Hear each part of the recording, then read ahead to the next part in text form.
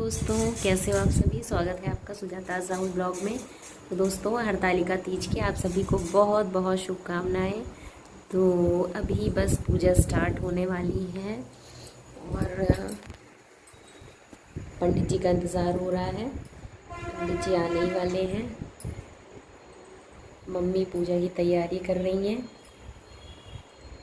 Mummy देखो,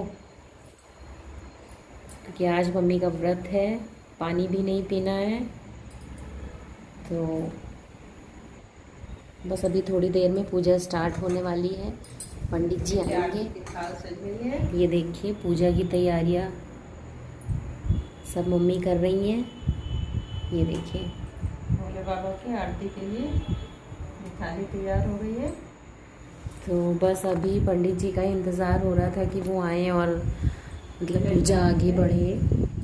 तो बाकी आज पूरे दिन तो बहुत ही काम था, मतलब सब कुछ आधा शूट हो पाया, आधा नहीं शूट किया मैंने। तो क्योंकि आज बहुत थोड़ा बिजी शेड्यूल था। तो जितना भी किया है वो आप सभी को वीडियो में देखने को ज़रूर मिलेगा। तो आप सभी वीडियो को लाइक कीजिएगा, सब्सक्राइब कीजिएगा, अपना प्यार यूँ ही हमारे चैनल को दीजिए। बाकी अभी पंडित जी आते हैं, पूजा स्टार्ट होती है और आपको पूजा के दर्शन करवाते हैं। Thank you. तो ये मम्मी के हाथों में लग रही है मेहंदी, और मेहंदी लगाने के लिए हमने पास में ही पार्लर से बुलाई थी लड़की। ये लग चुकी है फाइनली। और ये डेकोरेशन कर रहे थे। बेलपत्री मेहंदी लगवाई है, हल्दी लगवाई है, फूलों की मेहंदी लग गई है।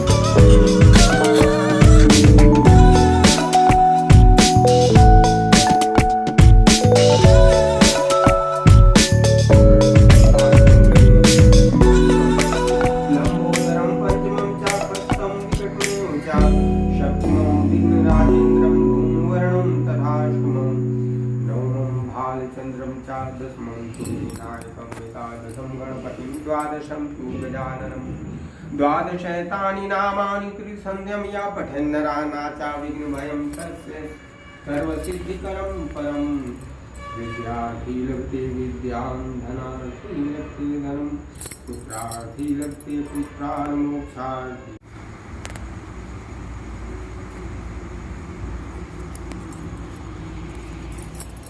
सच्चे दरबार की जय। सूत जी कहते हैं, मंदार की माला से जिन पार्वती जी का केश पास अलंकृत है और मुंडों की माला से जिन शिव जी की जटा अलंकृत है, और जो पार्वती जी दिव्य वस्त्र धारण किए हैं, भगवान शिव जो दिगंबर है, ऐसी श्री पार्वती जी तथा शिव जी को प्रणाम करता हूँ। बोली शंकर भगवान की जय। रमणीक कैलाश पर्वत के शिखर पर बैठी हुई पार्वती जी कहती हैं, हे महेश्वर, हमें कोई गुप्त व्रत या पूजन बताइए जो सब धर्मों से सरल हो, जिसमें परिश्रम भी कम करना पड़े लेकिन फल अधिक मिले। हे नाथ, यदि आप मुझ पर प्रसन्न हो तो यह विधान बताइए। हे प्रभु, किस तप व्रत या दान से आदि मध्य और अंत रहित आप जैसे महाप्रभु हमको प्राप्त हुए। शिव जी बोले, हे देवी सुनो, मैं तुमको एक व्रत जो मेरा सर्वस्व और छिपाने योग्य है, लेकिन तुम्हारे प्रेम के वशीभूत होकर मैं तुम्हें बतलाता हूँ। जैसे नक्षत्रों में चंद्रमा, ग्रहों में सूर्य, वर्णों में ब्राह्मण, देवताओं में विष्णु भगवान और नदियों में गंगा, पुराणों में महाभारत, वेदों में सामवेद और इंद्रियों में मन श्रेष्ठ है। सब पुराण और वेदों का सर्वस्व जिस तरह कहा गया है, मैं तुम्हें एक प्राचीन व्रत बतलाता हूँ। एकाग्र मन से सुनो। जिस व्रत के प्रभाव से तुमने मेरा आधा आसन प्राप्त किया है, वह मैं तुमको बताऊंगा, क्योंकि तुम मेरी प्रियसी हो। भाद्रपद मास में हस्त नक्षत्र से युक्त शुक्ल पक्ष की तृतीया तिथि को उसका अनुष्ठान मात्र करने से स्त्रियां सब पापों से मुक्त हो जाती हैं। हे देवी, तुमने आज से बहुत दिनों पहले हिमालय पर्वत पर इस व्रत को किया, यह वृत्तांत मैं तुमसे कहूंगा। पार्वती जी ने कहा, हे नाथ, मैंने क्यों यह व्रत किया था, यह सब आपके मुख से सुनना चाहती हूँ। शिव जी ने कहा, भारतवर्ष के उत्तर की ओर एक बड़ा रमणीक और पर्वतों में श्रेष्ठ हिमवान नामक पर्वत है। उसके आसपास तरह तरह की भूमियां हैं, तरह तरह के वृक्ष उस पर लगे हुए हैं। नाना प्रकार के पक्षी और अनेक प्रकार के पशु उस पर निवास करते हैं। वहां पहुंचकर गंधर्वों के साथ बहुत से देवता, सिद्ध, चारण, पक्षीगण सर्वदा प्रसन्न मन से विचरते हैं और आपस में मैत्री भाव से खेलियां करते हैं।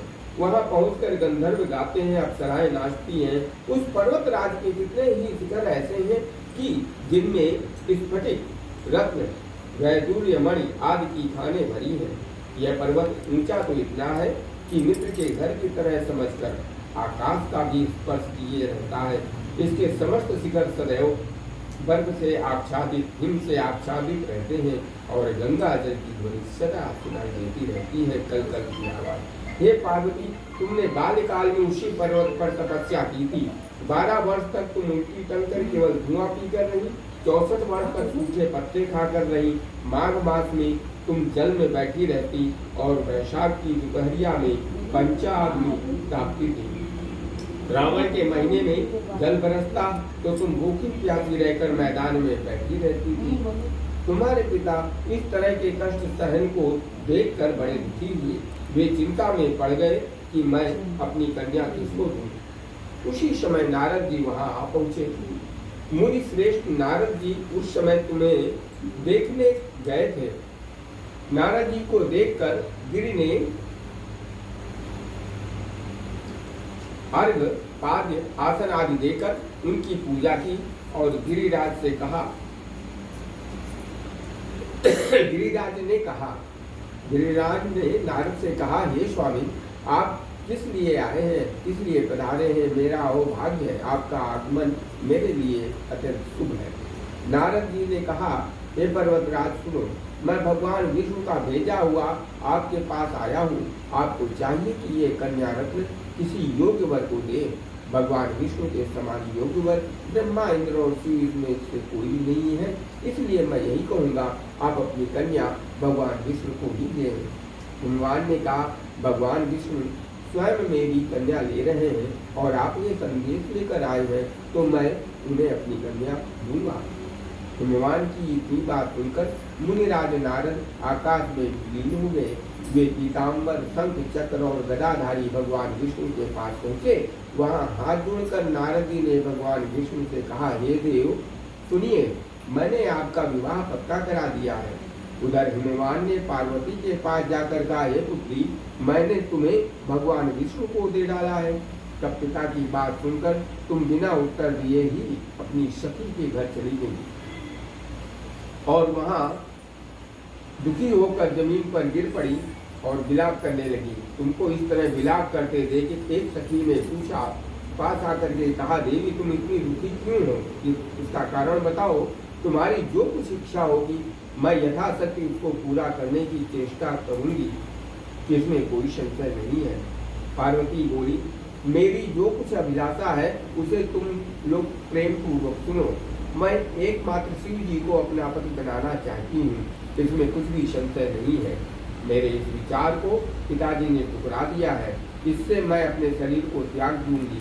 पार्वती की इस बात को सुनकर सखियों ने कहा, शरीर का त्याग न करो, चलो किसी ऐसे वन को चले जहाँ पिता को पता न लगे। ऐसी सलाह कर तुम जैसे वैसे वन में जा पहुंची।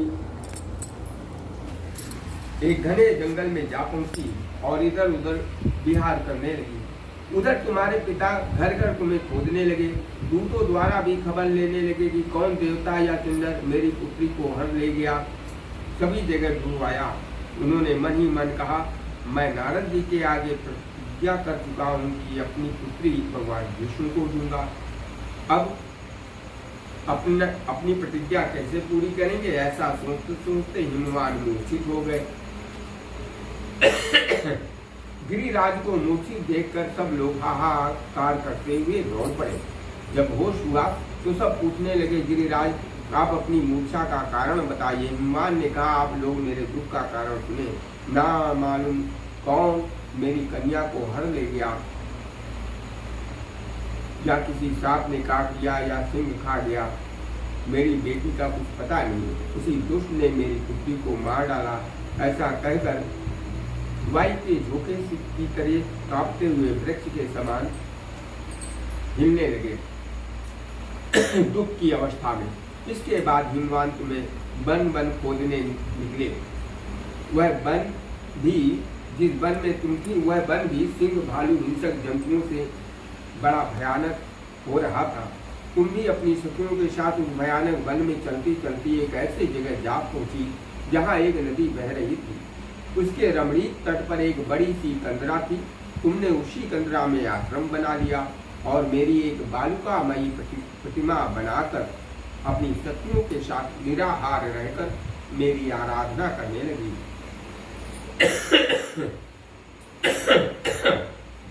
जब भाद्रपद शुक्ल पक्ष की हस्तयुक्त तृतीया तिथि प्राप्त हुई, अर्थात जब तृतीया तिथि आई, तब तुमने मेरा विधिवत पूजन किया और रात भर जागकर गीत वाद्यादि से मुझे प्रसन्न करने में बिताया। उस व्रत राज के प्रभाव से मेरा आसन डगमगा उठा, जिससे मैं तत्काल उस स्थान पर जा पहुंचा जहां पर तुम अपनी सखियों के साथ रहती थी। वहां पहुंचकर मैंने तुमसे कहा कि मैं तुम पर प्रसन्न हूँ, बोलो क्या चाहती हो। तुमने कहा, मेरे देवता, यदि आप मेरे ऊपर प्रसन्न हैं तो मेरे पति बने।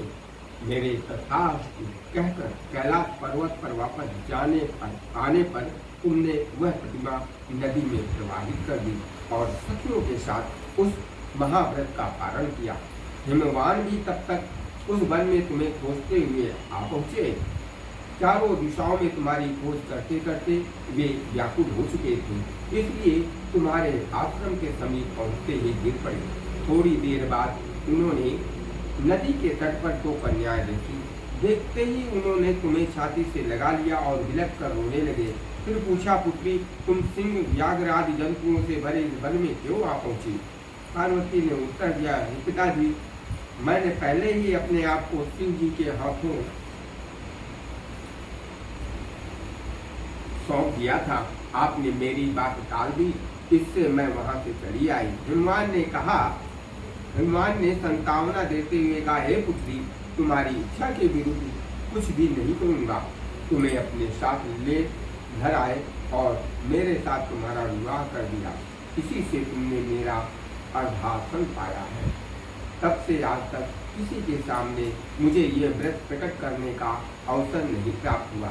हे देवी, मैं ये बताता हूँ कि इस व्रत का हर ताल का नाम क्यों पड़ा, क्योंकि सखियाँ हर के ले गई थी, तुमको इसी से हर ताल का नाम पड़ा।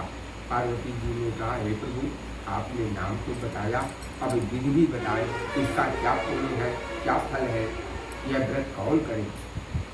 इस पर श्री शिव जी पार्वती जी से कहते हैं, हे देवी, मैंने स्त्री जात की भलाई के लिए यह उत्तम व्रत बताया। जो स्त्री अपने सौभाग्य की रक्षा करना चाहती हो, वह यत्न पूर्वक इस व्रत को करे। पहले केले की सामने आदि से मंडप बना ले, उसमें रंग बिरंगी रेशमी कपड़ों से चंदवा लगवा कर चंदन आदि सुगंधित द्रव्यों से मंडप लिखवाए। फिर शंख, भेरी, मृदंग आदि बजाते हुए बहुत से लोग एकत्रित होकर तरह तरह के मंगलाचार करते हुए उस मंडप में पार्वती जी तथा शिव जी की प्रतिमाएं स्थापित करें। उस रोज दिन भर उपवास कर बहुत से सुगंधित फूल, गंध और मनोहर धूप, नाना प्रकार के नैवेद्य आदि एकत्र कर मेरी पूजा करें और रात भर जागरण करें।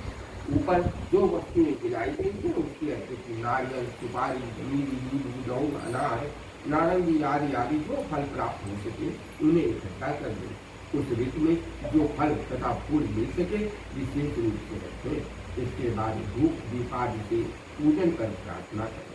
हे शिवे, शिवरूपणी, हे मंगले, सब अर्थों को देने वाली हे देवी, हे शिव रूप आपको नमस्कार है। हे शिव रूपी आपको सदा के लिए नमस्कार है। हे ब्रह्म रूपी आपको नमस्कार है। हे जगत धात्री आपको नमस्कार है। हे सिंह वाहिनी संसार के भय से भयभीत मुझ दीन की रक्षा करो। इस कामना की पूर्ति के लिए मैंने आपकी पूजा की है। हे पार्वती मुझे राज्य और सौभाग्य दे, मुझ पर प्रसन्न हो। इन्हीं मंत्रों से अपनी श्रद्धा और भावना के साथ पार्वती तथा शिव जी की पूजा करें। तदंतर विधि पूर्वक कथा सुने और ब्राह्मण को वस्त्र गौ सुवर्ण आदि देकर एक चित्त होकर स्त्री पुरुष दोनों एक साथ पूजन करें। फिर वस्त्र आदि जो कुछ हो उसका संकल्प करें। हे देवी, जो स्त्री इस प्रकार पूजन करती है वह सब पापों से छूट जाती है और उसे 7 जन्म तक सुख तथा सौभाग्य प्राप्त होता है। जो स्त्री तृतीयातीत का व्रत न कर अन्न भक्षण करती है वह तो 7 जन्म तक बंध्या रहती है और उसको बार बार विधवा होना पड़ता है। वह सदा दरिद्री पुत्र शोक से शोकाकुल स्वभाव की लड़ाकी सदा दुख भोगने वाली होती है और उपवास न करने वाली स्त्री अंत में घोर नरक में जाती है। तीज को अन्न खाने से सूकरी, फल खाने से बदरिया, पानी पीने से जोग, दूध पीने से सापिन, मांसाहार करने से भागिन, दही खाने से बिल्ली, मिठाई खाने से चींटी और सब खाने से मक्खी होती है। उस रोज सोने से अजगरी और पति को धोखा देने से मृत्यु होती है। इसलिए हर स्त्रियां व्रत अवश्य करें। दूसरे दिन स्वर्ण, चांदी, तांबा अथवा बांस के पात्र में अन्न भरकर ब्राह्मण को दान दें और पालन करें। जो स्त्री इस प्रकार व्रत करती है वह मेरे समान पति पाती है और जब वह मरने लगती है तो तुम्हारे समान उसका रूप हो जाता है। उसे सब प्रकार के सांसारिक भोग और सायुज्य से मुक्ति मिल जाती है। इस हर तालिका की व्रत कथा मात्र सुन लेने से प्राणी को 1000 अश्वमेध और सैकड़ों वाजपेयी यज्ञ करने का फल प्राप्त होता है। हे देवी, मैंने यह सब व्रतों में उत्तम व्रत बतलाया जिसके करने से प्राणी सब पापों से छूट जाता है। इसमें कुछ भी संशय नहीं है। बोले श्री शंकर पार्वती की जय। जय शिव ओंकारा, शिव ओंकारा, ब्रह्मा विष्णु सदाशिव अर्धांगी धारा। ओम जय शिव ओंकारा, एकानन चतुरासन पंचानन राजे, स्वामी पंचानन राजे, हंसानन गरुड़ासन वृषवाहन साजे। ओम जय शिव ओंकारा, 2 भुज 4 चतुर्भुज 10 भुज अति सोहे, बाबा 10 भुज अति सोहे। त्रिगुण रूप निरखता त्रिभुवन जन मोहे। ओम जय शिव ओंकारा, अक्षमाला बनमाला मुंड माला धारी, बाबा मुंड माला धारी। चंदन मृग मद सोहे, भोले शशिधारी। ओम जय शिव ओंकारा, श्वेतांबर पीतांबर बाघांबर अंगे, बाबा बाघांबर अंगे। सनिकादिक गरुड़ादिक भूतादिक संगे। ओम जय शिव ओंकारा, कर के मध्य कमंडल चक्र त्रिशूल धारी, बाबा चक्र त्रिशूल धारी। सुख हारी दुख हारी जग पालन कारी। ओम जय शिव ओंकारा, ब्रह्मा विष्णु सदाशिव जानत अविवेक। रेखा प्रणवाक्षर में शोभित ये तीनों एका। ओम जय शिव ओमकारा। त्रिगुण स्वामी जी की आरती जो कोई नर गावे, बाबा जो कोई नर गावे। कहत शिवानंद स्वामी भजत शिवानंद स्वामी, सुख संपत्ति पावे। ओम जय शिव ओमकारा, बाबा जय शिव ओमकारा, हरे शिव ओमकारा। जय जय महादेव, हर हर महादेव। जय जय जय भोलेनाथ की जय।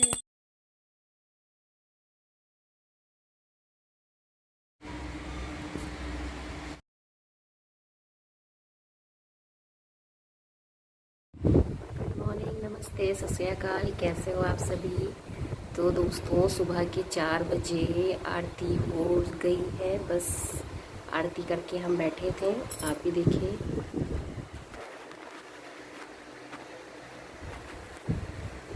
तो आरती हो गई है, आरती करके बस बैठे थे, तो सोचा आपसे बातें ही हो जाए और आपको आरती के लाइव दर्शन भी करा दें।